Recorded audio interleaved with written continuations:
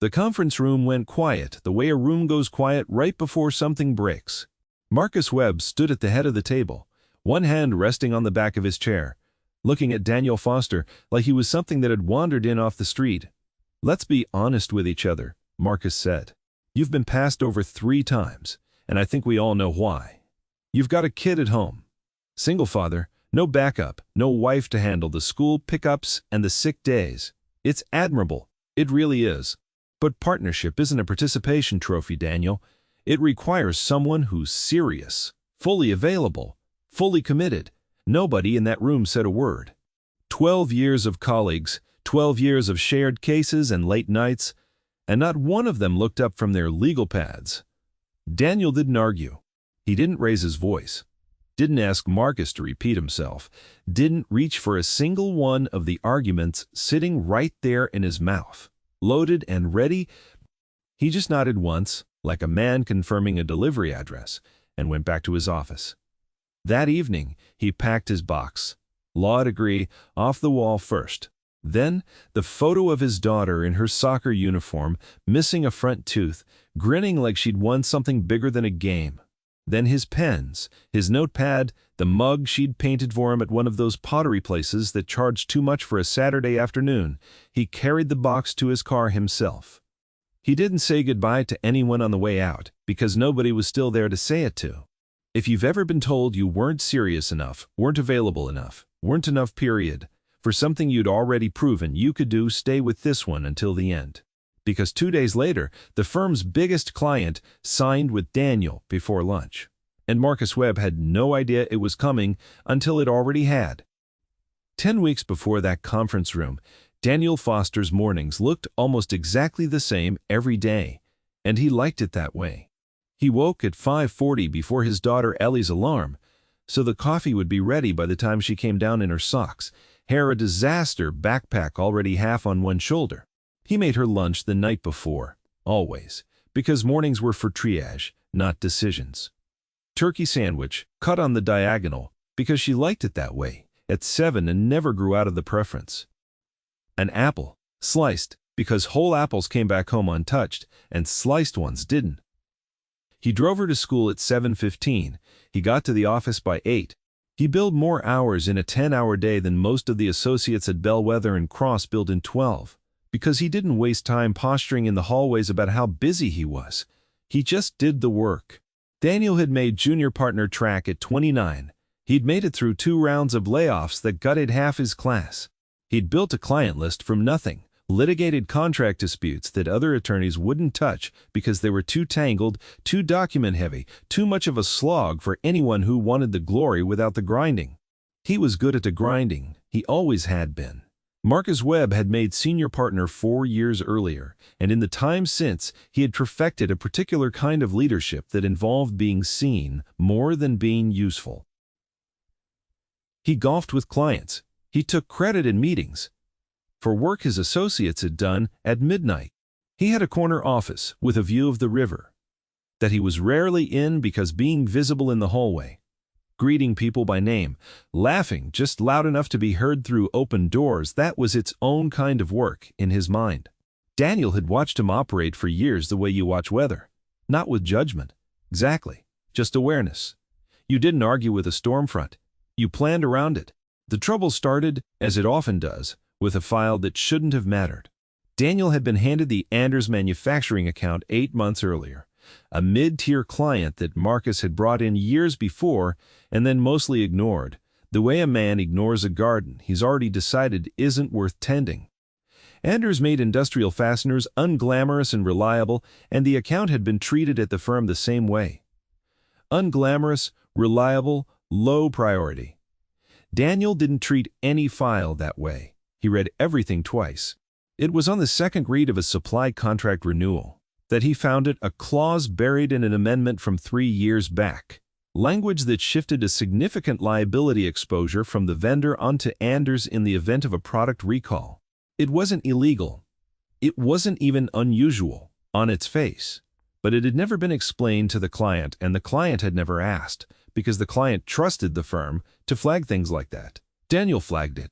He drafted a memo, precise and unemotional, laying out the exposure, laying out what it would cost Anders if the vendor ever had a recall event, laying out the fact that the clause had been slipped into an amendment that Marcus himself had signed off on without, apparently, reading closely.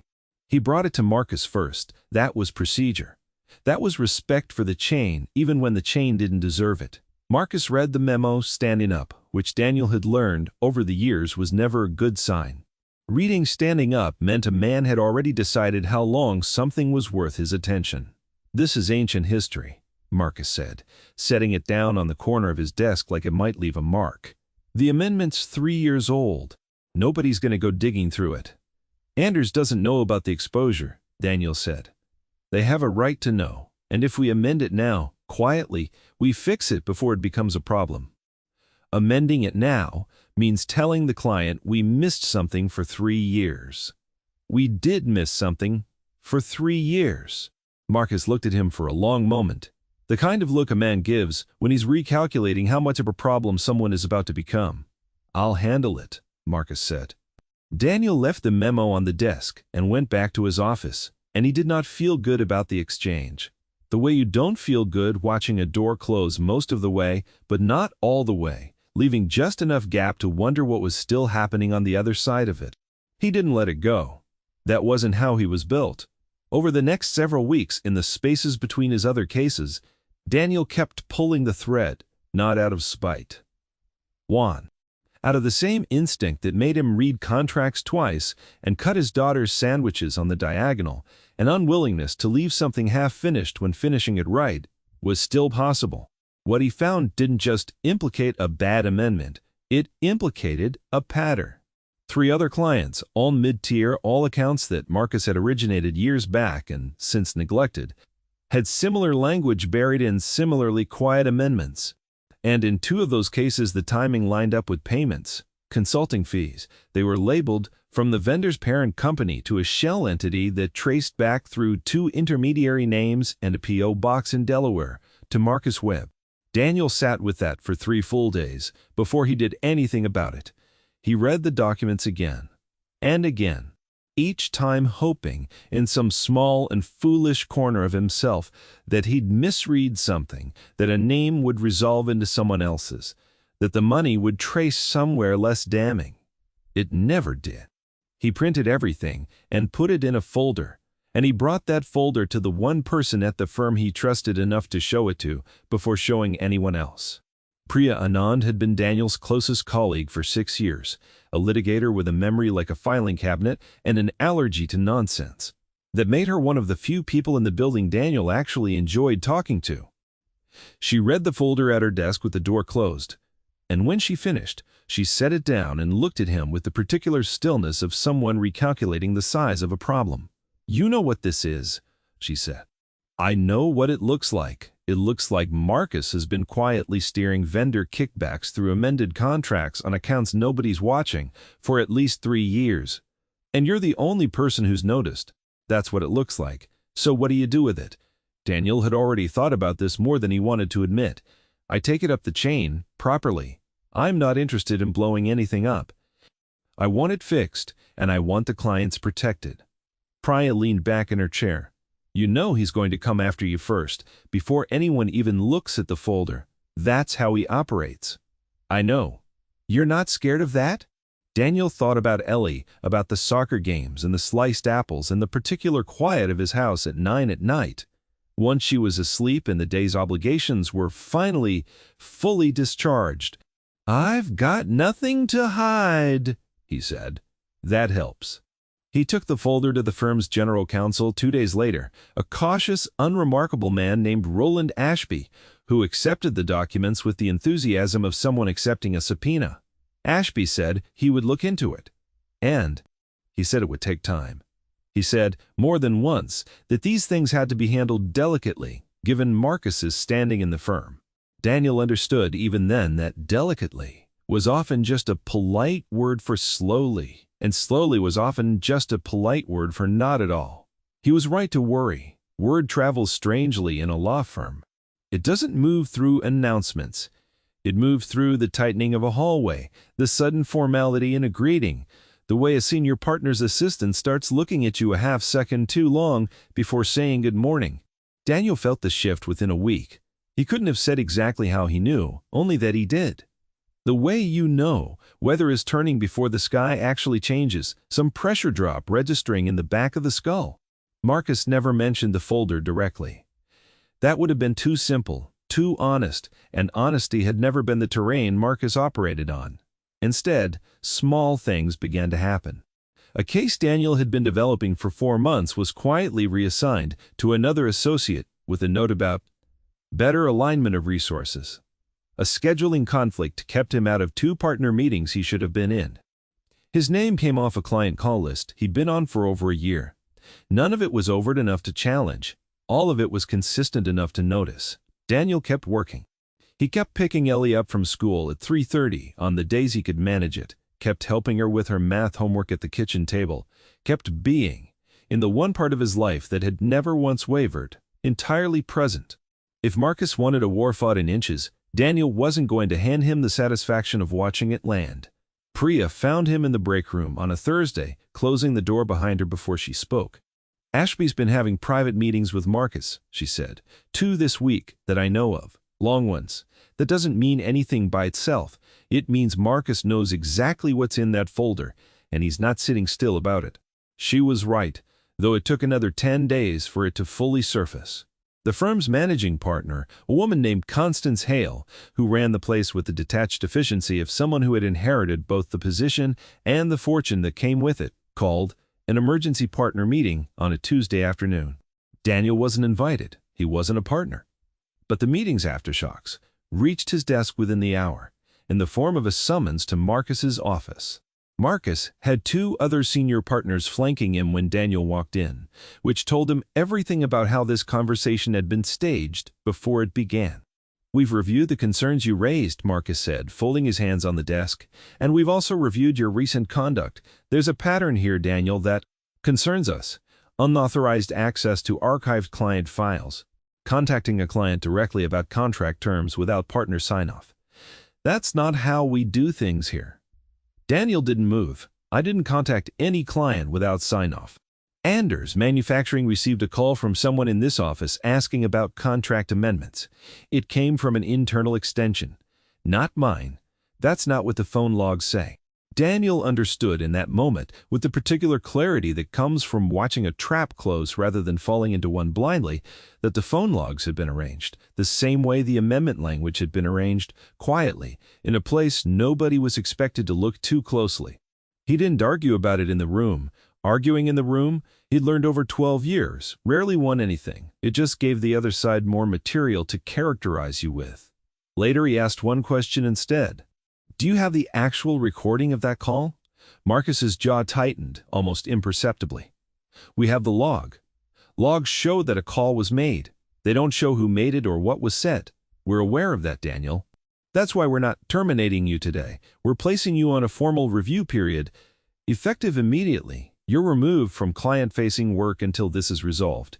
It was, Daniel understood, a demotion dressed up as due process.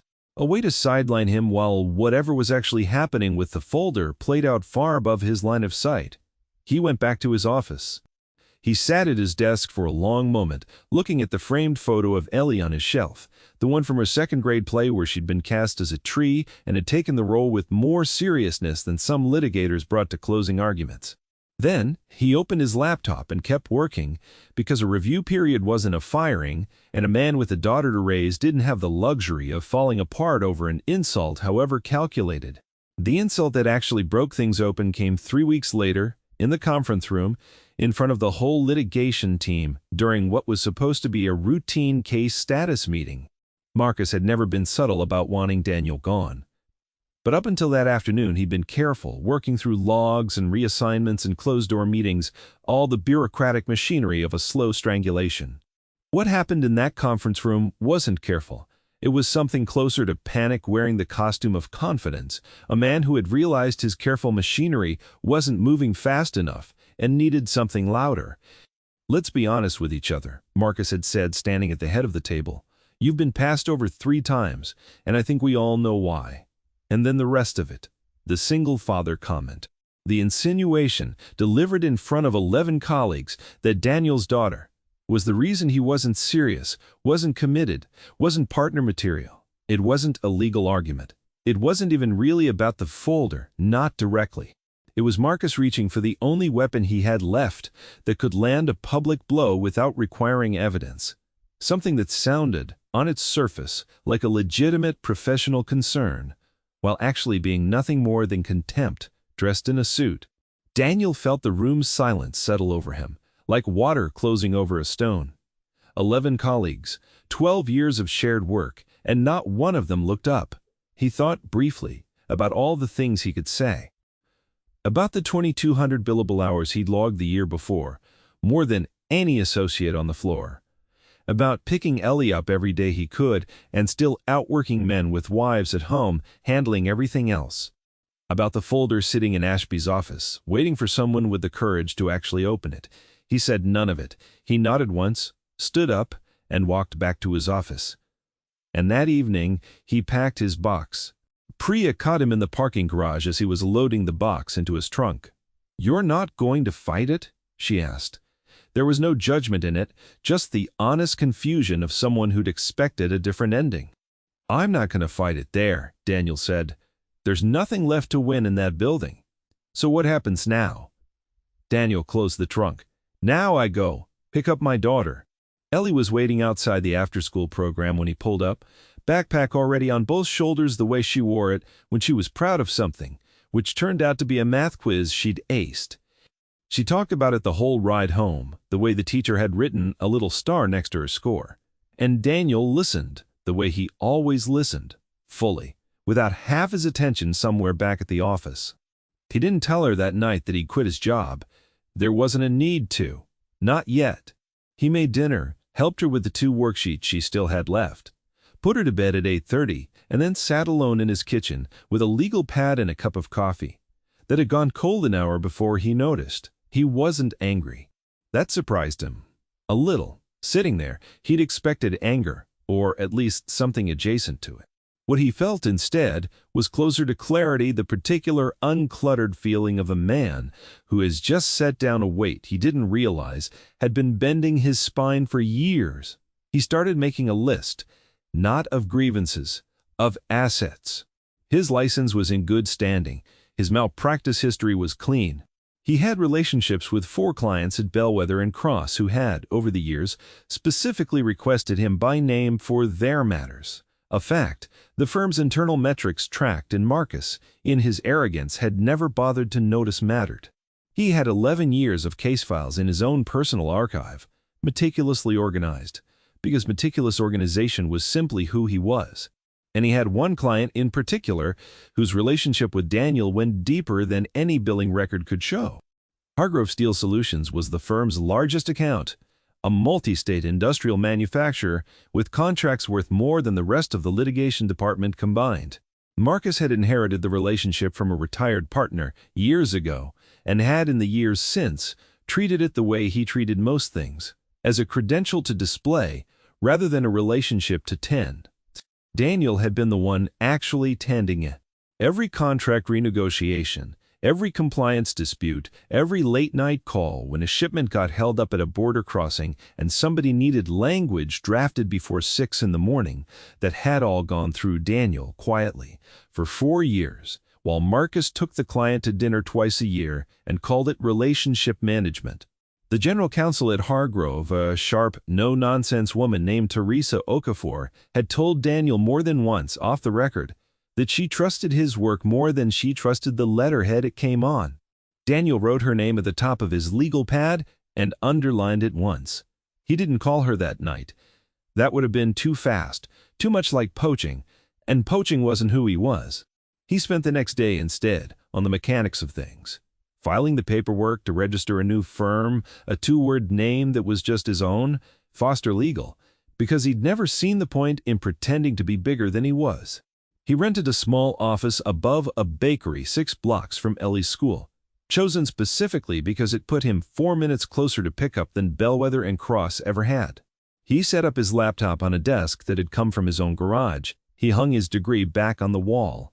He put Ellie's soccer photo where he could see it from his chair. It was by any objective measure a much smaller room than the one he'd left. It didn't feel smaller.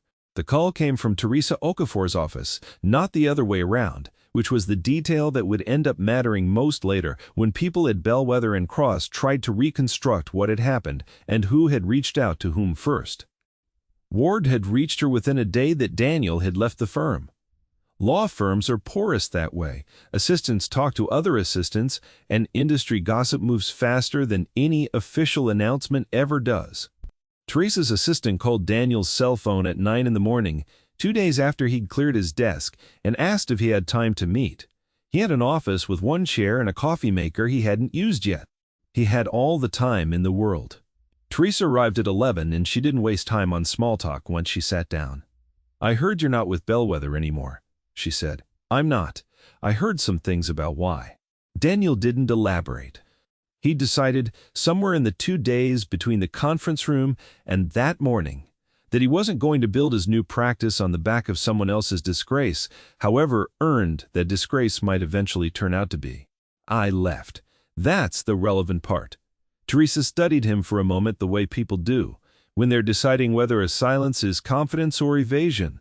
"We've had 4 matters in the last 2 years where Marcus put his name on the correspondence and you did every hour of the actual work," she said.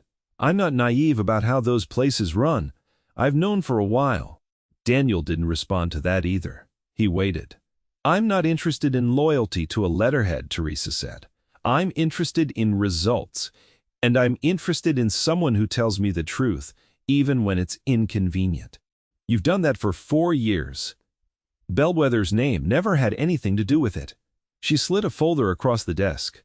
An actual folder, physical, the kind of gesture that felt deliberate in an age of email attachments. "That's our current litigation docket. 6 open matters. I want you handling all of them effective today, and I want to talk about moving our full annual contract review to your firm once the paperwork's sorted." Daniel opened the folder. "Read the first page once. Read it again the way he read everything that mattered, checking for a catch that wasn't there. There wasn't one." "You understand what you're asking," he said. "Hargrove's the largest account Bellwether has. This isn't a small thing to move." "I'm aware of exactly what I'm asking," Teresa said. "I've been aware of it for longer than you'd think." They signed a representation agreement before noon. Teresa's pen moving across the signature line with the same unhurried confidence she'd brought into the room, and Daniel's own signature going down beneath it a moment later, small and steady, the same way he signed everything. It would be. Within a week, the single, most consequential thing to happen to Bellwether and Cross in a decade, though nobody in that building knew it yet. News like that doesn't stay contained. It moves the way water moves, finding every gap, every crack, filling the low places first before anyone notices the level is changed at all. Constance Hale heard about the Hargrove departure from the accounting department before she heard about it from Marcus, which was itself a small, telling detail about how thoroughly Marcus had lost control of the situation he'd created. The firm's billing software flagged an outstanding retainer that had gone unrenewed, and a junior accountant, confused, had forwarded the flag up the chain. And by the time it reached Constance's desk, it had picked up enough context along the way to read less like an accounting anomaly and more like an emergency.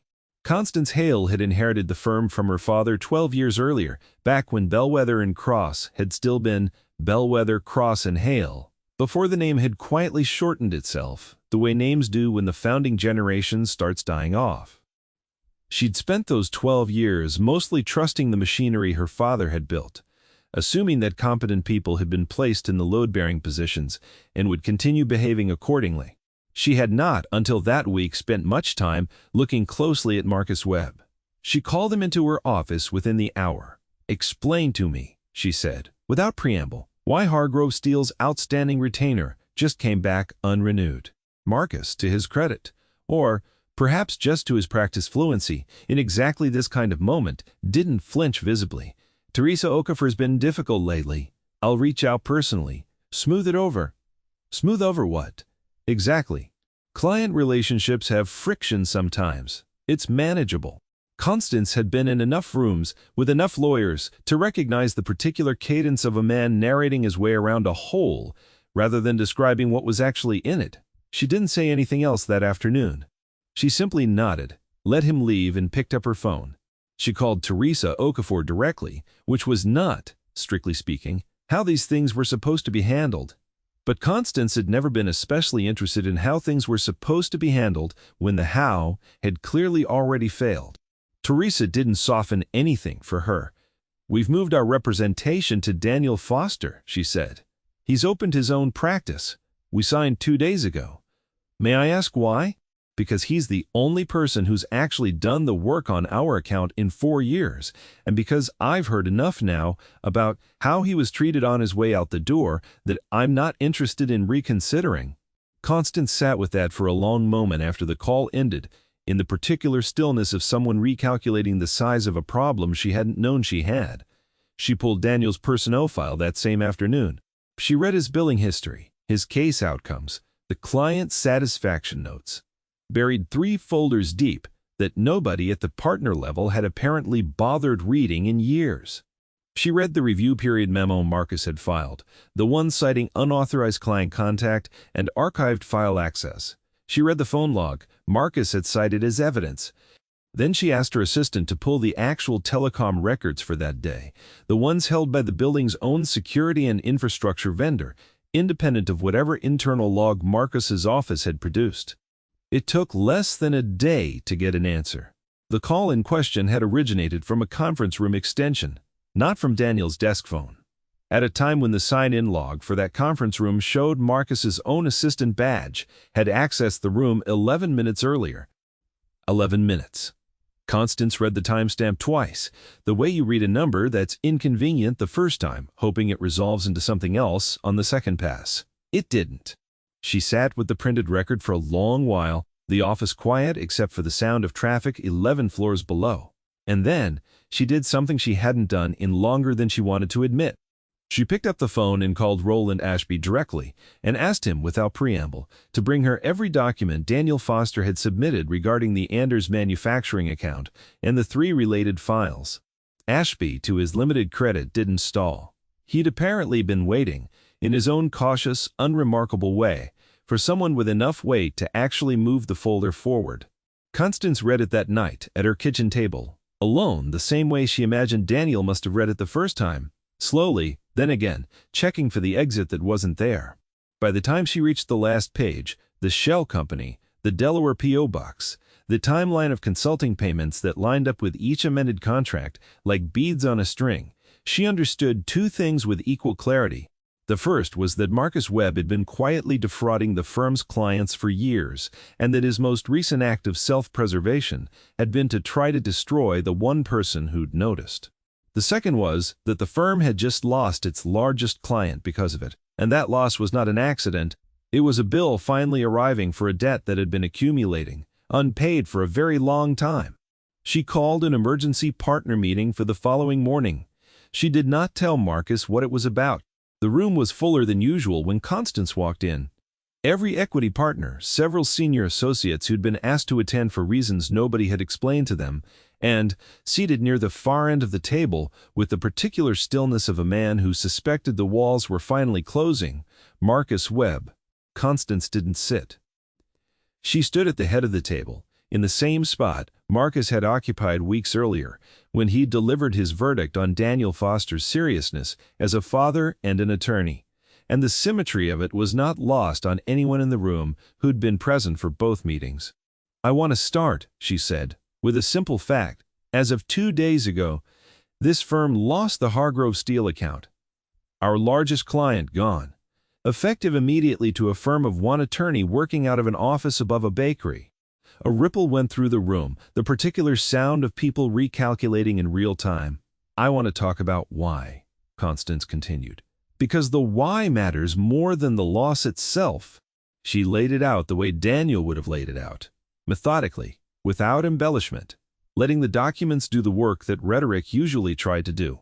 Instead, the Anders Amendment, the 3 related files, The consulting payments traced through the shell entity to an account that, according to records, Constance had subpoenaed through the firm's own compliance authority overnight, belonged to Marcus Webb. Then, she laid out the phone log.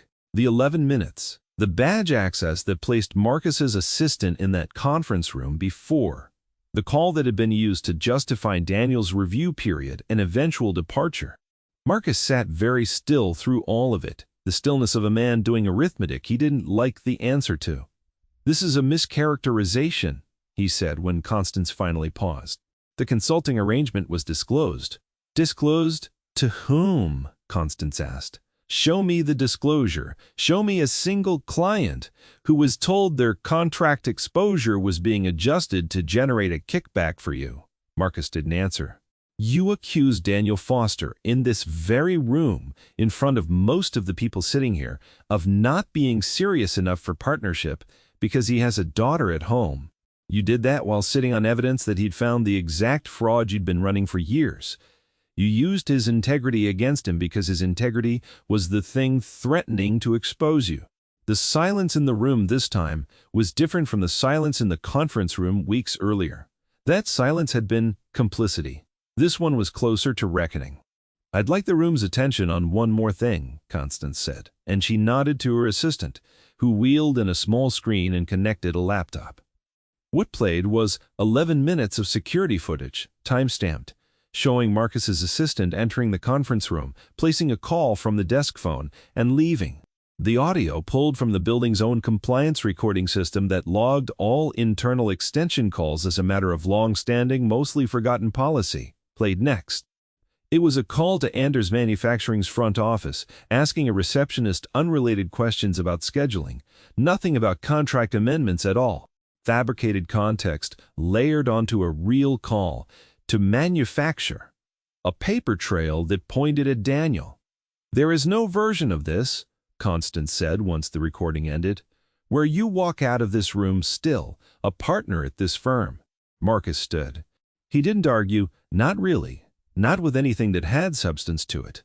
A few sentences about context, about how these things were more complicated than a recording could show, about how he'd always acted in the best interest of the firm. Nobody in the room was listening by the third sentence. Two associates near the door were already looking toward it, as if measuring the distance he'd need to walk. He was escorted out within the hour. Formal termination, immediate revocation of his access, a statement to be drafted by the firm's communications team that would in the end say almost nothing true and almost everything necessary. Constance watched him go from her office window, a small figure crossing the plaza below with a box under one arm, and she thought, with a discomfort she didn't try to talk herself out of, about how similar that image was to the one that must have existed weeks earlier, of Daniel doing exactly the same walk, for exactly the wrong reasons. She called Daniel that afternoon. He answered on the third ring, and she could hear faintly the sound of a bakery downstairs, someone laughing, a bell over a door. "Mr. Foster," she said, "this is Constance Hale." There was a pause on his end, brief and unhurried. "I know who you are. I imagine you do. I won't waste your time. I know what happened. I know what Marcus did, and I know what it cost you, and I know it's cost this firm far more than we understood until yesterday. I appreciate you calling. I'm not calling to apologize, though I recognize an apology is owed. I'm calling because I'd like to meet with you, in person, at your office, if that's easier for you." Daniel was quiet for a moment. "I have a 4 o'clock pickup for my daughter. I don't move that."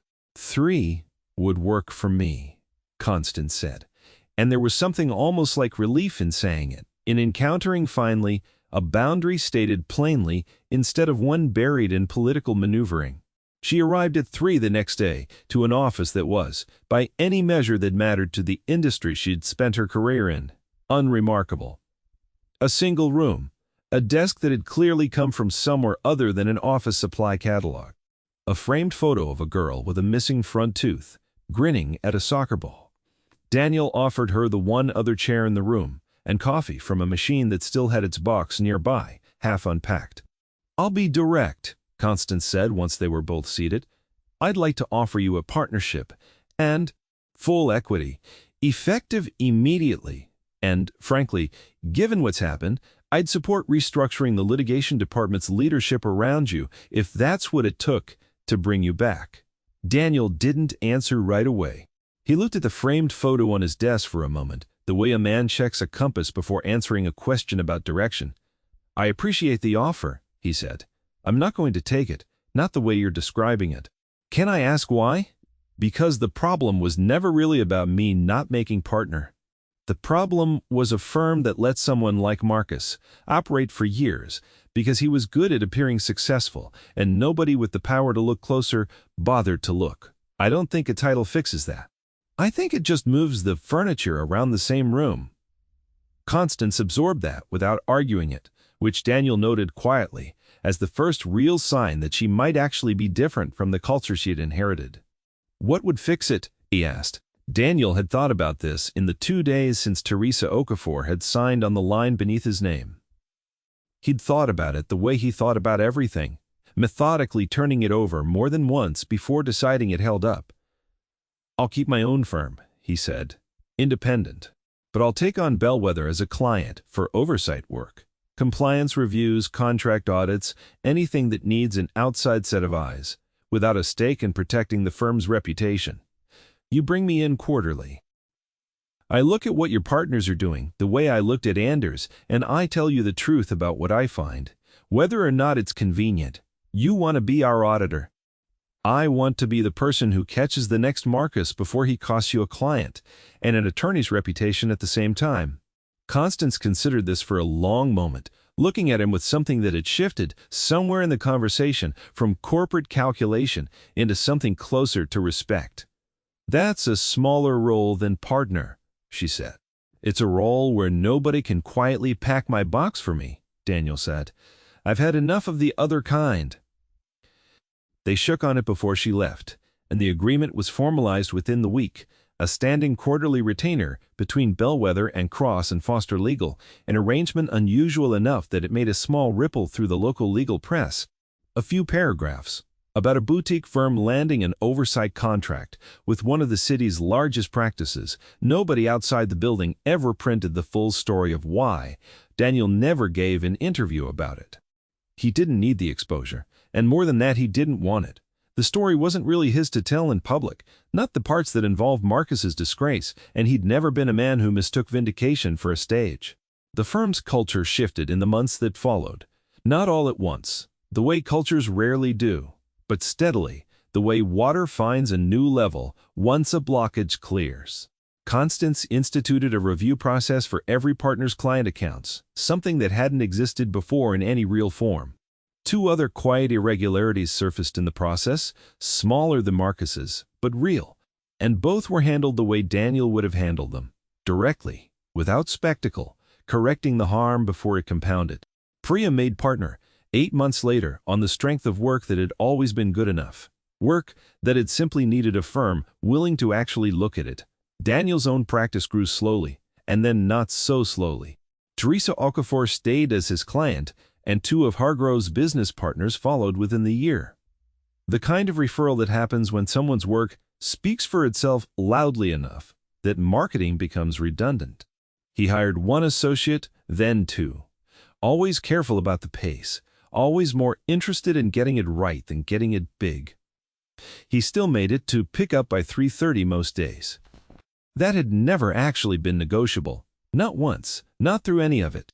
On a Thursday evening in early autumn, almost a year after the conference room, Constance Hale found herself at Daniel's office for their quarterly review, later than the scheduled time because a hearing had run long. Ellie was there too. Doing homework at the small second desk Daniel kept for exactly this reason. The desk he'd bought the same week he'd bought his own, because some things about how he ran his life were never up for revision, whatever else changed around them. Constance sat across from Daniel while he walked her through the quarter's findings. Nothing alarming this time. A few minor recommendations, mostly a clean report. Ellie looked up at one point, curious about the visitor, and asked if she worked with her dad. "In a way," Constance said, "I make sure things stay honest where he can't watch everything himself." Ellie considered that with the particular seriousness of a child who took most things seriously. "He's really good at watching things," she said.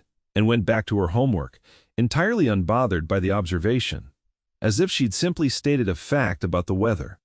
Constance looked at Daniel, and something passed between them that wasn't quite professional and wasn't quite anything else yet either. Just the quiet recognition of two people who'd each, in their own ways, been forced to see their world more clearly than they wanted to, and had come out the other side of it steadier for it. "She's right, you know," Constance said. "You're good at watching things." "I've had practice," Daniel said, and didn't say more than that, because he never had been a man who needed to fill a room with words to make a point land. Outside, the evening had settled into the particular gold light that comes right before a season turns, and somewhere below the bakery was closing up for the night, pulling its awning in, turning its sign from open to closed with the small satisfying click of a day properly finished. Daniel gathered Ellie's homework, packed her backpack, and locked the office behind him the way he locked it every night, checking it once, then once more, the way he checked everything that mattered. Some doors, once closed properly, stayed closed, and some, closed the wrong way by someone else's hand, simply opened again somewhere better, on someone else's terms, exactly the way they should have all along.